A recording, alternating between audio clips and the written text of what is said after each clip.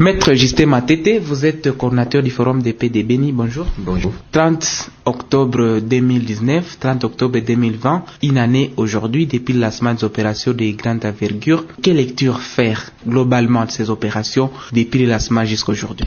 Le Forum rend d'abord hommage à tous les compatriotes qui ont perdu leur vue durant cette année, parce qu'on a circonscrit seulement pour l'année ici, qui vient de s'écouler, pendant que les opérations de grande envergure se déroulent encore. Donc là, c'est du côté civil qu'on rend hommage, mais mes hommages vont droit aussi du côté militaire, ainsi que les casques bleus, parce que justement, il y a des hommes avec les sangs rouges qui ils sont en train de contribuer pour le retour de la paix. Un an durant, quel bilan?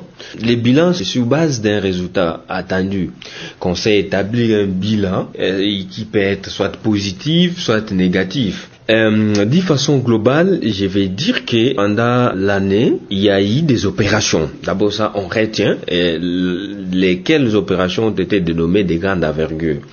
Alors, dans cette dimension de grande envergure, il s'est fait que il n'y a pas eu une proportionnalité. La proportionnalité dont question se base, comme je suis en train d'insister là-dessus, d'un résultat attendu. Parce que les résultats attendus, lorsque le chef de l'État accordait à ce qu'il y ait une grande envergure, c'était que le peuple de Beni recouvre la paix, que les gens de Madioué, les gens de Mayangosé, les gens de partout où les villages sont vidés puissent regagner ces derniers.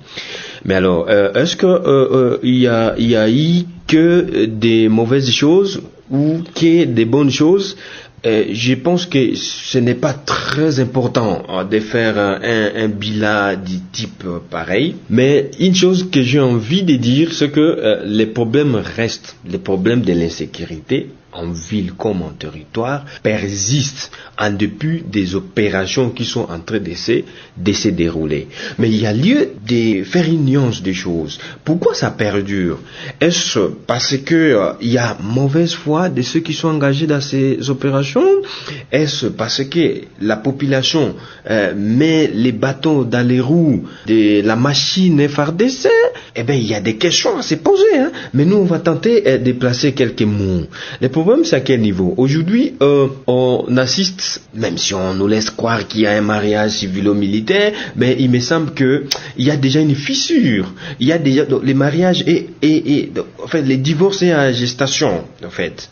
Parce que là, il s'agit d'un côté, les conjoints qui ne s'assument pas, et de l'autre côté, l'autre conjoint qui prétend s'assumer. Là, je parle en termes de mariage civilo-militaire. C'est comme qui dirait, la population se tape la poitrine, disant que elle produit des éléments où elle alerte aux forces loyalistes, mais de l'autre côté, les forces loyalistes disent que voilà, la population ne lui rapporte pas des éléments. Et donc, un mariage comme ça, c'est pourquoi j'ai dit que les divorces est à gestation. Et dans les séquelles, c'est notamment ce que nous assistons.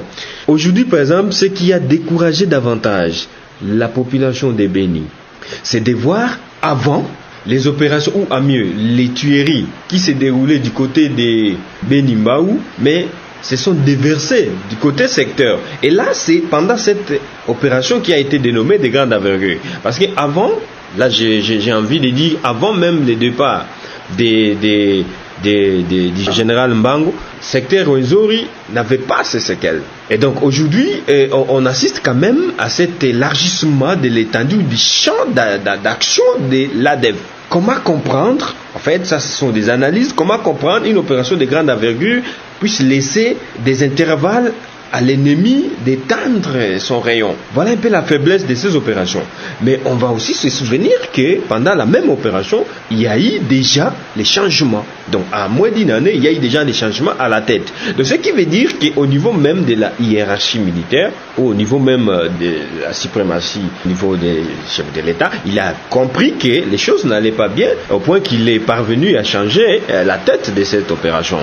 Alors, autre chose, c'est que il y a par exemple les détournements des soldes des militaires qui aujourd'hui viennent de s'étaler sur la voie publique. Ça, c'est ce que nous apprenons. Mais il y en a qu'on n'a pas appris publiquement, mais dont les investigateurs sont tombés devant de preuves. Bon, figurez-vous, ça c'est ce qui est connu. Et maintenant, un militaire qui attend sa solde, nous sommes à la fin du mois, nous sommes les 30. À la fin du mois, moi militaire engagé au front, mon chef, ça fait pitié. Mais mettez-vous à la place de ces militaires qui attendent sa solde, dont les enfants n'étudient même pas, dont la femme est seule dans les maniatas, dont beaucoup d'aspects ne sont pas réunis, mais il est quand même engagé au front. Et comme pour les remercier, il faut détourner sa solde. Mais il n'y a pas que ça, parce que nous avons le devoir de rappeler la population. Il y a aussi cette, entre parenthèses, délocalisation de l'état-major de l'armée de Kinshasa à Beni. Elle était réellement délocalisée, les gens doivent le savoir. L'état-major était installé à Beni, Andoni. Mais pendant que cet arsenal de généraux était installé là-bas, on tuait à Massiani. Massiani, pour ceux qui ne connaissent pas, Ndoni et Massiani sont voisins. Et donc on tue à côté de l'état-major général qui élissait déjà domicile à Beni. En fait, c'est les devoirs pour nous, acteurs de la société civile, à l'égard de notre communauté, qui doit savoir. Parce que l'histoire nous aide à comprendre les présents. Et donc, si le présent a ses formats, c'est parce que le passé n'a pas été bien façonné. Voilà, alors l'histoire nous permet aussi de projeter l'avenir. En parlant de l'avenir, quelles sont les propositions que vous pouvez faire au regard de tous ces aspects que vous venez de soulever dans le diagnostic de ces opérations pendant toute l'année qui vient de s'écouler? Qu'est-ce qui doit être amélioré? Qu'est-ce qui doit être changé pour que peut-être les choses bougent? Parce que quand même, la souffrance n'a que trop duré dans cette région. Justement, vous savez, je suis en train de remercier à titre personnel les belles initiatives du chef de l'État. Des démarches qu'il est en train d'entreprendre. Tu sais que les forums avaient aussi présenté. Heureusement qu'il avait compris les ras-le-bol.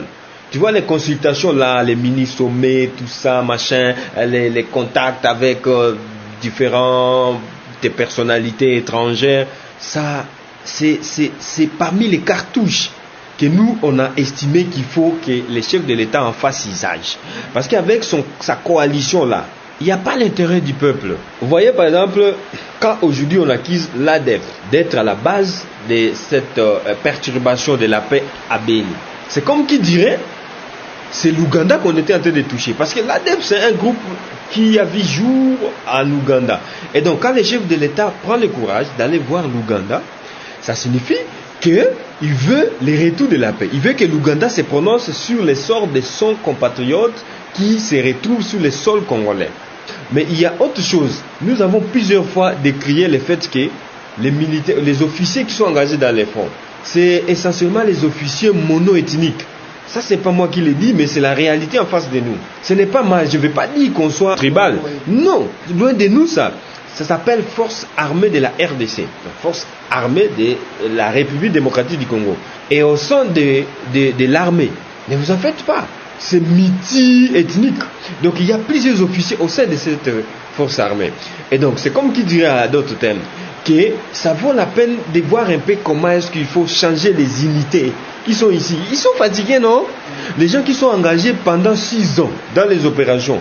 Non, à moins qu'on ne soit pas humain pour comprendre qu'une personne comme ça a besoin d'un repos. Maître, merci. Je vous en prie.